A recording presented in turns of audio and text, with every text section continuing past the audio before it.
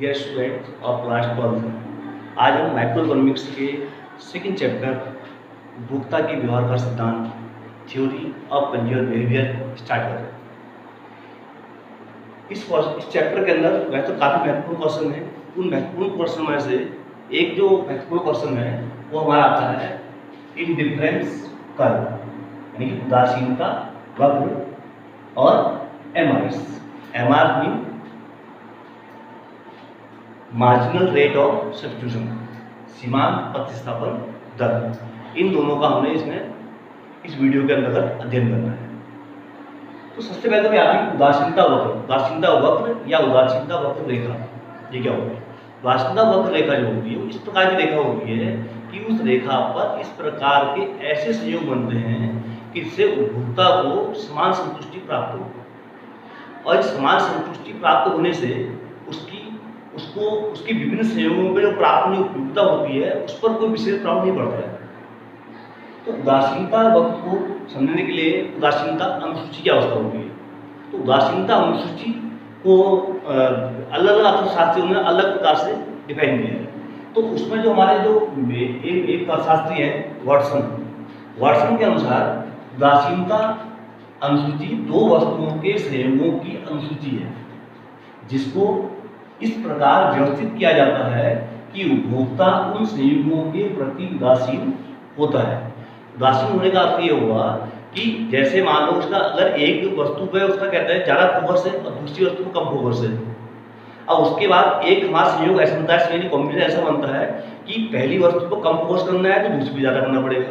यानी कुल मात्रा में होगा कि वो कुल मिलाकर संयोग के प्रति उदासीन रहेगा। एक और हमारे इकोनॉमिस्ट हैं प्रोफेसर मेयर्स के अनुसार उदासीनता अनुसूची वह अनुसूची है जो कि दो वस्तुओं के ऐसे विभिन्न संयोगों को बनाती है जिनसे किसी व्यक्ति को समान संतोष प्राप्त होता है, और यदि इस अनुसूची को एक रेखा के रूप में दिखाया जाए तो हम उदासीनता या तटस्थता वक्र रेखा कहते हैं। इसका हिंदी में उदासीनता के साथ एक नाम और आता है एग्जाम में, वो आता है तटस्थता वक्र। तटस्थता वक्र और उदासीनता दोनों एक ही चीज है। अंग्रेजी के लिए सिर्फ इसका एक ही नाम है, इंडिफरेंस कर्व। अब हमें ये देखते हैं कि उदासीनता अनुसूची बनती कैसे है। तो हमें इसमें क्या करना है कि हमें इसमें समान संयोग लेने हैं। तो संयोग लेने हमने इसमें, तो संयोग में फर्स्ट संयोग हमारा है जो संयोग हमारा कॉम्बिनेशन है, हमने 6 कॉम्बिनेशन लिए हैं A B C D E and F। अब दो वस्तुएं लिए हैं X Y, ये कुछ भी हो सकती है, जैसे मैंगो ऑरेंज, ठीक है नहीं, व्हीट राइस, कुछ भी ले सकते हैं। तो हमने ऐसे ही लिया, तो हमने ये वस्तु X के हमने एक इकाई ली है, एक यूनिट। तो उस कंडीशन में वस्तु Y की हमारे पास यूनिट आ रही है 20। सेकंड संयोग ऐसा हमारे पास कि वस्तु की 2 इकाई अगर लेते हैं तो उस कंडीशन में Y वस्तु की हमें 5 इकाई की कमी करनी पड़ी है, लेकिन उसका त्याग करना पड़ा 5 इकाई को। ऐसी एक कॉम्बिनेशन अगर हमारा C कॉम्बिनेशन ले रहे हैं कि यदि हम X वस्तु की 3 इकाई लें तो हमें इसकी 4 इकाई का और त्याग करना पड़ेगा। तो इसका अर्थ ये हुआ कि जैसे जैसे हम X की डिमांड बढ़ाते जाएंगे Y की डिमांड में धीरे धीरे उसकी कमी करनी पड़ेगी।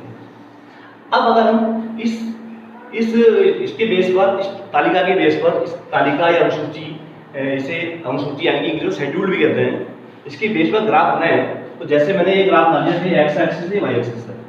एक्स एक्सिस पे अगर मैं एक्स वस्तु ले लूँ, एक्स गुड्स, और वाई एक्सिस पर वाई गुड्स ले लूँ। अब देखिए हमारी एक्स वस्तु का हाइट 6 तक है। देखिए 1 2 3 4 5 6, और वाई वस्तु का मैक्सिमम 20 तक है। तो इसमें हम 4 का मान ले लेते हैं, 4 8 12 16 20। अब हम ग्राफ बनाते हैं। ये वक्र वैसे बनेगा जैसे हमने जो वक्र बनाया था, जैसे हमने इससे पहले जो हमारे चैप्टर पढ़ा था बनाया PPC, सेम ऐसे। देखिए x पे 1 होने पर y की वैल्यू 20 है। तो देखिए ये 1 है और 1 की सी वैल्यू के ऊपर 20 का पॉइंट लगा। सेकंड, जब x की वैल्यू 2 है तो y की वैल्यू 15 है। तो 2 की सी में ऊपर 15 पर पॉइंट आता है। 15 यहाँ पर ले लीजिए, 12 और 16 के बीच में अपने हिसाब से आप 15 भी यहाँ पर आएगा, आप पॉइंट लगा लीजिए। इतना वक्त आपको बनाना आता है, काफ़ी पढ़ चुका है वक्त मैंने, फर्स्ट ईयर में काफ़ी सीखे हैं और 9th 10th में भी आपने सीखे ही कर्व बनाने। सेकंड जो हमारा जो थर्ड कॉम्बिनेशन है सी, उस पर x 3 यूनिट पर y की वैल्यू 11 है, तो 3 11 3 पे 11। फोर्थ वैल्यू जो हमारा फोर्थ कॉम्बिनेशन है, जब x वस्तु 4 है तो y की वैल्यू 8 है, तो 4 पे वैल्यू हमारी आ रही है 8।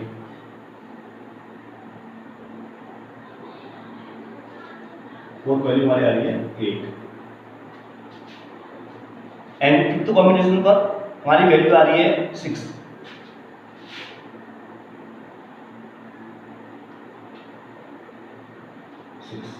और लास्ट कॉम्बिनेशन हमारा जो ऐप है उस पर हमारी कंडीशन है वस्तु अगर x होने पर y की वैल्यू वहां पर 5 है।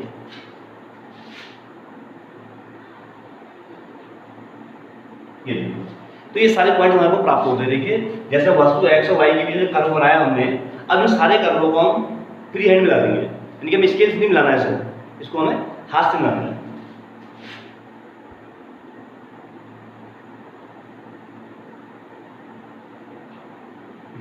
ये कर्व आएगा, देखिए ये कर्व हमारे पीपीसी कर्व का ठीक अपोजिट है, वो कॉनकेव था, ये कॉन्वेक्स बनेगा। देखिए इसको हम अलग पेंसिल दिखा सकते हैं, 1 2 पे 3 4 5 6 15 20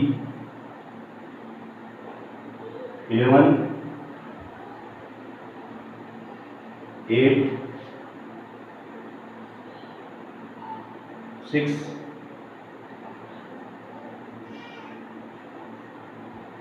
एंड 5।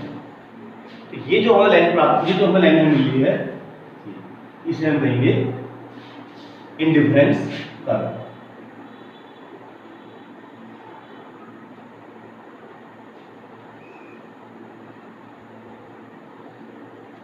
Indifference curve. अब इंडिफरेंस कर्व, अब इसी टेबल के साथ हम एमआरएस क्या जान लेते हैं, सीमांत प्रतिस्थापन दर, marginal rate of substitution. Marginal rate of substitution इस बेस पर है, ये देखिए यहाँ पर देखिए फर्स्ट वाले को हम छोड़ देंगे ऐसे, सेकंड वाले पे देखिए जब x की हमने एक अतिरिक्त इकाई ली 1 से 2 आए तो y पर 5 का हमें क्या करना पड़ा, 15 हुआ है। तो यानी कि यहाँ पर जो हमारा जो मार्जिनल रेशियो जो हमारा है वो हो गया 5:1। देखिए 20 में से 15 में 1 गया और यहाँ 2 में से 1 चल गया। नेक्स्ट 2 से 3 आने पर 1 इकाई का इंक्रीमेंट हो रहा है, तो y में 4 इंक्रीमेंट की कमी हो गई, यहाँ पर 5 की हो गई। तो यहाँ पर जो हमारा मार्जिनल रेट ऑफ सब्स्टिट्यूशन है वो आया 4:1। तो ऐसे हम इसके सब्स्टिट्यूशन निकाल सकते हैं।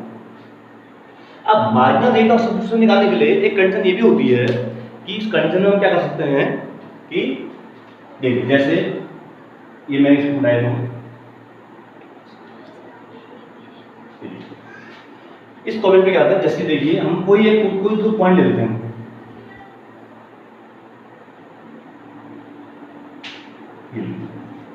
मान लीजिए ये पॉइंट ए है, ये बी है, ये सी है।